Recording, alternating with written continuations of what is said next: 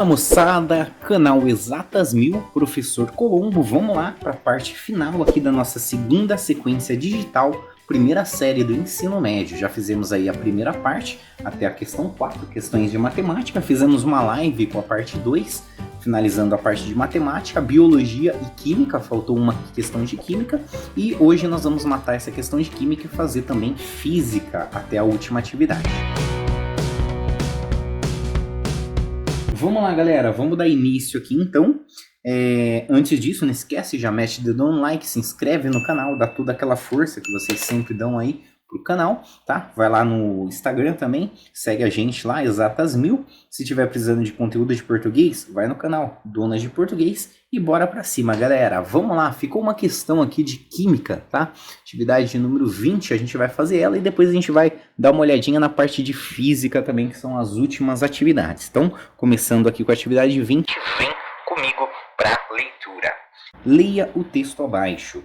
Ácido nítrico, HNO3. Na forma pura, é um líquido incolor, corrosivo, volátil, ponto de ebulição 86 graus Celsius e solúvel em água. Temos aqui uma reação, né? Formação de ácido nítrico, então 3NO2, o dióxido de nitrogênio, mais H2O, mais água, dando aqui, ó, resultado, né? Reação 2HNO3, né? O ácido nítrico, mais o NO, tá? Esse aqui é o óxido nítrico. O ácido nítrico, que é esse cara aqui, ó, é um dos produtos mais importantes na indústria química. Ele é utilizado na fabricação de fertilizantes e explosivos, na decapagem de metais, etc. Qual a massa aproximada em gramas de ácido nítrico produzido por 300 gramas de óxido nítrico, galera? Vamos lá, essa questão aqui tem um probleminha aqui no seu enunciado, porque ele fala assim, né, qual que é a massa em gramas do ácido nítrico, que seria esse cara aqui, tá? Que vai ser formado, vai ser produzido, né, por 300 gramas de óxido nítrico, galera. O óxido nítrico, ele tá aqui, ó. Ele também é um dos produtos formados dessa reação, então não faz sentido, né, perguntar quanto que vai ser formado a partir, né, produzido aqui pelo óxido nítrico, né, tá meio sem sentido. E realmente, fiz os cálculos aqui, também não bate, não dá certo. Então, provavelmente aí, quem elaborou a questão, estava dizendo aqui, ó, com 300 gramas de quem? Desse cara aqui, ó, que seria o nosso dióxido de nitrogênio. Ok, galera? Então a gente vai fazer os cálculos aqui considerando que teve esse rinho aqui, né? Que não seria o óxido nítrico, mas sim o dióxido de nitrogênio. Vou anotar aqui, ó.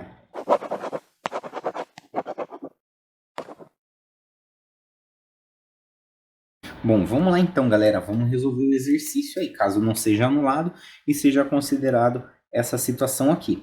O que ele pede pra gente? Basicamente, ele quer saber aqui quanto que vai ser produzido, né, de ácido nítrico desse cara aqui, com 300 gramas aqui desse dióxido de nitrogênio. Pessoal, um exercício aí de estequiometria, tá? Então vamos fazer o seguinte, vamos fazer aqui uma relação. A gente quer descobrir aqui, ó, pro ácido, quanto de ácido nítrico vai ser formado nessa massa, né? A partir aí de 300 gramas do que a gente está considerando aqui de dióxido de nitrogênio. Perfeito? Bom, vamos primeiro calcular aqui a massa molar de cada um dessas moléculas, ó, do dióxido de nitrogênio e do ácido nítrico. Então vamos começar aqui com o dióxido de nitrogênio. Vamos já colocar 3NO2. Já vamos calcular aqui para 3, porque nós temos aqui, ó, 3 mols de dióxido de nitrogênio, que vai produzir 2 mols do que? De ácido nítrico. Combinado, pessoal? Então vamos lá, vamos verificar como que fica isso aqui. Ele passou aqui a massa atômica, né, do hidrogênio, do nitrogênio e do oxigênio. Nós temos um átomo de nitrogênio, então vai ficar 14. Então vai ficar 3 vezes, né, o 14 do nitrogênio, mais 2 vezes, ó, 2 átomos aqui de oxigênio. Então 2 vezes 16. Né? Porque tá aqui, ó, o oxigênio, a massa atômica é 16 gramas por mol. Então vai ficar 2 vezes 16, que dá 32. 32, perfeito. Então vai ficar 3 vezes, quanto que dá? 14 mais 32, ó, 14 com mais 32, 4 com 2 dá 6, 1 com 3 dá 4, 46. 46. Então isso aqui vai ficar, ó, 3 vezes o 46. Fazendo essa multiplicação, ó, 3 vezes 6 dá 18, deixa o 8, sobe 1.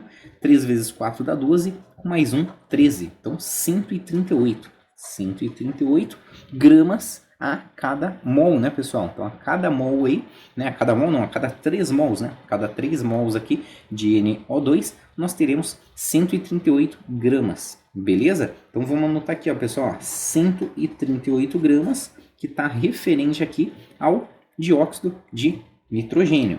Vamos agora calcular aqui para o ácido nítrico. Então, vamos colocar aqui, ó, 2HNO3. Perfeito. Como que vai ficar isso aqui, ó? Vamos olhar aqui as massas atômicas que foram dadas. Nós temos duas vezes, né? Porque temos 2 mols aqui. O hidrogênio, massa atômica é 1, então coloca 1. Mais o nitrogênio, tem 1 nitrogênio aqui, mais 14. E tem mais 3 átomos de oxigênio, ó. Então 3 vezes o 16. Quanto que dá? 3 vezes 16. 3 vezes o 6. 6, 12, 18. Deixa o 8, sobe 1. 3 vezes 1 dá 3, mais 1 dá 4. Então, 48, ó. 48. Maravilha, pessoal. Então, ficou, ó, 2 vezes 1 mais 4 dá 15. Vamos somar 15 com esse 48 aqui para ver o que dá. Somando aqui, ó, 8 mais 5 dá 13, deixa o 3, sobe 1. 1 com mais 4 dá 5, com mais 1 dá 6. Então, 63. Então, vai ficar 2 vezes o 63. Então, vai ficar, ó, 2 vezes 63. Vamos fazer essa multiplicação. 2 vezes 3 dá 6. 2 vezes 6 deu 12. Então, 126. Então, isso aqui deu 126, pessoal. Então, nós temos aqui, ó, 126 gramas, né, para 2 mols aí de HNO3, ok? Em 2 mols de HNO3 nós temos 126 gramas. Daqui a gente consegue fazer o quê? Uma multiplicaçãozinha em cruz aqui, uma regrinha de 3. Então basta fazer essa multiplicação cruzada aqui, ó, para a gente descobrir qual é o valor aqui do M, aproximado, né? Nós temos uma massa aí aproximada. Fazendo 138 vezes o M, vai ficar 138M, multiplicando aqui 300 vezes o 126, beleza. O M vai ficar, ó, tá multiplicando 138, ele vai passar dividindo. Então, nós teremos 300 vezes o 126 dividido por 138, tá, galera? E aí, vocês vão fazer esse cálculo aí. Isso aqui vai dar quanto? Isso aqui dá 273,9, tá? Aproximadamente 273,9 gramas, ok? E aí, o resultado aí que mais se aproxima aqui, ó, desse valor é o 274, tá, galera? Aí seria a alternativa C aí, a alternativa correta. Maravilha, turma. Então, lembrando, né, considerando aqui essa falhinha aqui no enunciado, né, porque, né, nem faz sentido a gente falar que é produzido ácido nítrico, né, pelo óxido nítrico, né, que ele é um produto aqui também, tá? Então a gente considerou aqui o dióxido de nitrogênio e até que bateu aí um resultado aí próximo, mas provavelmente essa questão vai ser anulada. Vamos lá para a próxima? Vamos lá agora para a bateria de exercícios aí de física, tá, gente? As últimas atividades são exercícios aí de física. Então, atividade número 21, vem comigo para leitura. Um ônibus trafega em uma avenida em linha reta, com velocidade constante. Então, ele começa aqui, ó, com uma velocidade, que é uma velocidade aqui, que ele fala que é constante, até que um passageiro vai solicitar a parada para o desembarque. A partir desse momento, o motorista freia o veículo, mantendo um movimento uniformemente retardado. Então, temos aqui um movimento uniformemente retardado, até que se consiga pará-lo completamente para esse desembarque. Nessa situação, a maneira como a velocidade varia com o tempo está representado em... Pessoal, vamos lá. Então aqui a gente tem que entender um pouquinho da parte, né, de cinemática, pela parte de movimento uniforme, um movimento uniformemente variado, aplicando na parte gráfica. Vamos lá. A gente tem aqui, ó, primeiro, velocidade constante. Então, nós temos aí um ônibus em velocidade constante, tá? Então, nós sabemos aqui que, como se trata de velocidade constante, a gente vai ter uma aceleração nula. Então, a aceleração aqui é igual a zero. Isso aqui, gente, é um movimento do tipo uniforme, movimento uniforme. Bom, se a velocidade é constante, a gente tem gráficos aqui ó, de velocidade em função do tempo, a velocidade ela não muda, ela não se altera, então ela fica constante. Então, se essa velocidade for de 50 metros por segundo, significa que ela vai se manter com 50 metros por segundo durante a variação aí das posições. Bom, olhando para os gráficos aqui, ó, onde que tem essa constância, pessoal? Ó, se você olhar só um lugarzinho aqui, ó, né, tem esse aqui também teria um pouquinho constante, né? Depois já começa a variar. Então aqui tem bem constante, ó, essa região aqui, ó, olha só que interessante, está bem constante. Então a velocidade aqui, ó, conforme o tempo vai passando, ela não muda, ó, ela fica a mesma. Então se isso aqui fosse 60 metros por segundo, ó, vai ficar 60, 60, conforme o tempo vai passando, está constante. Bom, depois ele vai começar a frear o veículo, então vai ter o que? Quando ele freia, vai ter uma desaceleração, tá? Uma aceleração negativa, uma aceleração menor do que zero. Então ele está freando ali o veículo. Bom, e aí a gente tem um movimento uniformemente retardado. Isso aqui é característica do quê? Isso aqui já é característica de um movimento uniformemente variado. Então já tem um move aqui. Tá? Bom, se vocês lembrarem lá do movimento uniformemente variado, a gente tem lá o VVatt, né? VVatt, ó, essa equaçãozinha aqui que nos dá o que? A variação aqui, né? A variação não, a velocidade tá em função aqui da nossa aceleração, ok? E do tempo. Bom, isso aqui nada mais é que uma reta, tá? Então isso aqui é uma equação de reta, né? Se a gente pensar lá matematicamente, isso aqui seria uma reta, tá? Bom, como o movimento está sendo retardado, né? Movimento retardado, a aceleração ela é menor do que zero. Então é uma reta que decrescente, tá? Se fosse um movimento acelerado, a gente teria uma reta crescendo e estaria aumentando a velocidade. Aqui não. A velocidade ela vai descendo, descendo, descendo, descendo, até que ela chegue em zero, que é onde ele para, né? Ó, até que consiga pará-lo completamente. Então vai parar completamente o ônibus aí. Bom, então a única alternativa correta aí que bate com as informações do exercício seria essa alternativa aqui, ó. Beleza, gente? Tranquilo? Sossegado? Bom, qualquer dúvida lança aí nos comentários e vamos para cima para a próxima atividade. Atividade número 22. O texto abaixo descreve uma situação hipotética. E se a Terra parasse de girar?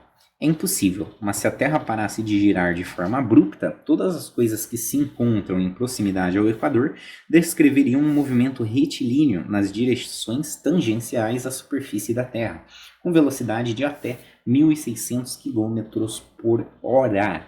Beleza, gente? Então, se a Terra parasse, como ela está em movimento, a tendência seria o quê? Tudo que está aqui na Terra tenderia a continuar em movimento. Então, ela pararia e a gente iria continuar, só que ia continuar com uma velocidade elevadíssima, porque a Terra ela está girando ali, né, numa velocidade elevadíssima, só que a gente não consegue perceber isso aqui, tá? É que nem a gente está no carro, quando o carro freia, a gente sente o que é aquela vontade de ir para frente, né? Por isso que a gente tem que usar cinto de segurança, porque a tendência é o que? O corpo continuar em movimento, beleza, gente? No caso extremo em que a Terra tivesse o seu movimento de rotação interrompido, a atmosfera continuaria em movimento de rotação e isso produziria ventos de enormes velocidades, maiores que quaisquer outros que já puderam ser registrados por aqui. Bom, então o vento também, né? Seria o que? Continuaria lá, ter movimento e teria aqui uma velocidade gigantesca, enorme. Bom, qual lei da física explica os ventos produzidos na situação descrita nesse texto? Então temos lei da ação e reação, tá? Uma das leis de Newton, tá? Que não faz sentido. Lei da conservação da massa, né? Também não vai ser essa que a gente vai utilizar. A gente até utilizou essa daqui num exercício de química anterior aí. Bom, lei da conservação da energia. Bom, também não vamos considerar isso aqui. Lei da gravitação universal e lei da inércia. Olha lá, lei da inércia dos corpos, pessoal. Então nós temos aqui lei da inércia dos corpos, uma das leis de Newton, que diz realmente isso, né? Que um corpo, se ele está em movimento, ele tende a continuar em movimento. Se um corpo estiver parado, ele tende a ficar parado, né? Até que exista uma força ali que faça ele sair ali do equilíbrio dele. Ok, galera? Tranquilo? Então, aí, sossegado também, só anotar aqui, ó, alternativinha correta, lei de Newton, né? Lei da inércia dos corpos. O movimento aí, tudo tenderia a continuar aí em movimento. Essa seria a tendência. Caso a Terra parasse, tudo continuaria em altíssima aí velocidade. Aliás, beleza? Vamos lá para a próxima atividade. Atividade de número 23. A imagem abaixo representa o funcionamento de um adesivo para interruptores de tomadas composto pela substância sulfeto de zinco, que brilha no escuro a partir de transições eletrônicas. Bom, basicamente a gente tem aqui o interruptor, tá? de luz, né? De lâmpada. Quando você está durante o dia, ele tem aqui essa iluminação. E aí o que acontece? Quando está à noite, os botõezinhos aqui, eles liberam uma luz e aí a gente consegue visualizar essa corzinha aqui lá no escuro, tá, galera? Então ocorre aí alguma coisa, né, que a gente vai falar daqui a pouquinho, que vai fazer com que surja essa luz aqui, que você consegue visualizar os botões ali dos interruptores. E isso é basicamente essa substância aqui, o sulfeto de zinco, que está na constituição desses botões. Com base nessa imagem, durante a noite, ocorre no adesivo uma transformação de... Pessoal, o que acontece? Só para vocês entenderem. Bom, durante o dia, existem lá os elétrons, né? Então nós temos aqui o sulfeto de zinco. Os elétrons lá dos átomos, eles tendem a fazer o quê? Eles tendem a saltar, né? Eles tendem a ir para uma camada mais externa, tá? Quando eles fazem isso, quando eles vão para uma camada mais externa, eles absorvem a energia, a luz, né? Absorvem luz do dia, tá? E aí quando chega a noite, tá? Esses elétrons, eles tendem a voltar, né? Para as camadas mais internas, e aí nesse retorno ele acaba o que? Liberando luz, então acaba liberando luminosidade que seria refletido aqui no que você enxerga, tá? Então isso é graças aí ao elétron. Lógico que a gente não vai entrar em detalhes aí, tá? Bom, basicamente a gente tem aqui as transformações: cinética em química, elétrica em térmica, luminosa em elétrica, química em luminosa ou térmica em cinética. Bom, turma, aparece a luz, né? Então, basicamente, a gente, né, ele até fala aqui, né, que brilha no escuro, né? Tem uma luminescência ali, né? Um efeito luminescente. Bom, então, a única alternativa que fala aqui, né, que transforma em luz seria o que? Essa química em luminosa, tá? Lógico que esse exercício poderia ir um pouquinho mais aprofundado, a gente poderia pensar numa energia potencial ali, né? Mas aí teria que entrar mais uma parte de física quântica e tal, e tudo mais. Mas acho que o objetivo mais dele seria mais essa situação aqui, ó, transformação de química para luminosa mesmo. Mas se fosse entrar aí com mais detalhes, a gente poderia pensar em uma energia potencial também, enfim, mas não vamos entrar muito nesses detalhes aí. Beleza, gente? Então é isso aí, atividade 23, vamos lá para a próxima. Atividade 24, vem comigo para leitura. A razão pela qual os planetas são redondos está relacionada a dois conceitos físicos. O primeiro é o da mínima energia. De acordo com esse conceito, a esfera é a forma geométrica mais estável encontrada na natureza, e os corpos necessitam de uma menor quantidade de energia para chegar nesse formato. O segundo conceito está relacionado à força de atração entre os corpos, devido à presença de massa. Durante a formação de um planeta, essa força é responsável por esmagar os corpos menores em direção ao centro, fazendo com que a superfície se distribua em um formato esférico. Com base nessas informações, essa força de atração é explicado pela primeira lei de Newton, segunda lei da lei da gravitação universal, lei de Coulomb ou lei da zero da termodinâmica. Só aqui, ó, basicamente o conceito aqui que a gente utiliza, ó, você está falando aqui, ó, de forças de atração entre corpos, tá? Nós temos aí uma lei, né, que tem até essa formulinha aqui, ó, que é o que? A nossa força de atração gravitacional, igual a uma constante gravitacional, multiplicado aí, né, produto das massas dos corpos que nós estamos analisando, dividido aqui pela distância entre esses corpos ao quadrado, tá? Então, basicamente, nós temos aqui essa equação que nos reflete, aí, nos remete o que? A lei da gravitação universal.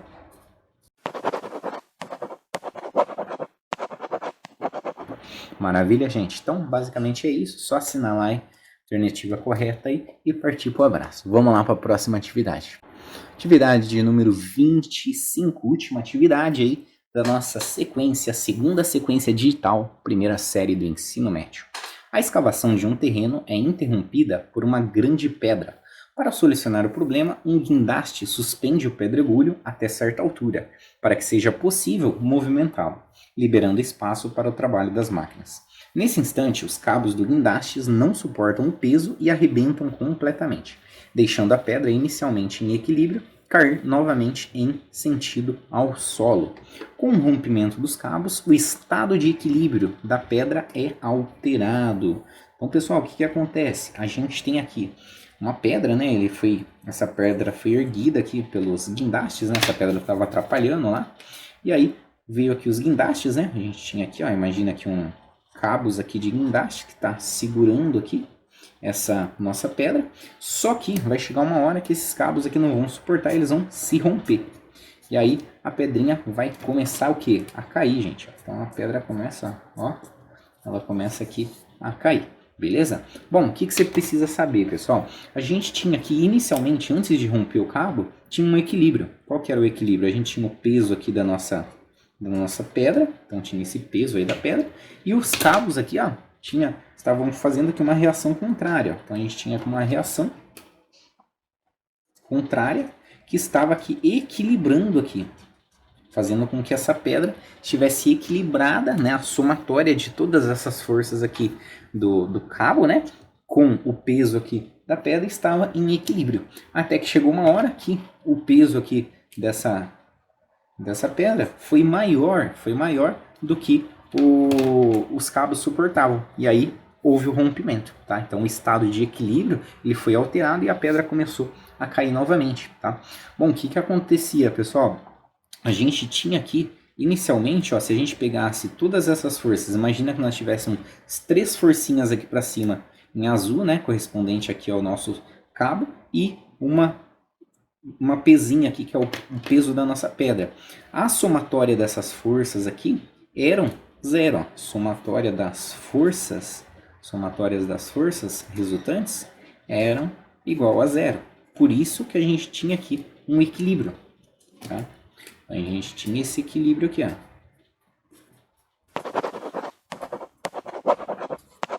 A partir do momento que a somatória das forças foi diferente de 0, então imagina só que aumentou um pouquinho aqui a força P, ó. O módulo aqui da nossa força P foi maior do que podia suportar aqui, ela rompeu aqui o equilíbrio, tá? Então a força resultante foi diferente de 0. Então o que fez a perca aqui do equilíbrio, do estado de equilíbrio é isso, a força resultante passa a ser diferente de 0. Beleza, gente? Então aí é a alternativa correta para matar e finalizar aí a nossa segunda sequência digital. Espero que vocês tenham gostado e aproveitado todo esse material. Esquece aí de dar toda aquela força, galera. Mete o dedo no like, se inscreve no canal aí e vamos para cima. Vamos para cima que tem muito mais aí. Ano que vem também vou estar trazendo muito conteúdo para vocês. E é isso aí, gente. Obrigado pela presença e até a próxima aula. Fui!